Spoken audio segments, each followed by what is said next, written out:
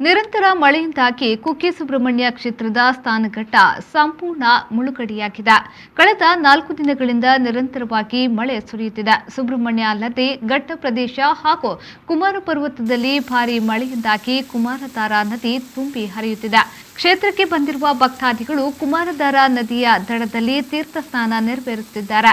ನದಿಯ ದಡದಲ್ಲಿ ತೀರ್ಥ ಸ್ನಾನ ನೆರವೇರಿಸಲು ಭಕ್ತಾದಿಗಳಿಗೆ ಅವಕಾಶವನ್ನ ನೀಡಲಾಗಿದೆ. ಸ್ನಾನಘಟ್ಟದ ಬಳಿ ಇರುವ ಕಿಂಡಿ ಅಣೆಕಟ್ಟು ಕೂಡ ಸಂಪೂರ್ಣ ಮುಳುಗಡೆಯಾಗಿದೆ.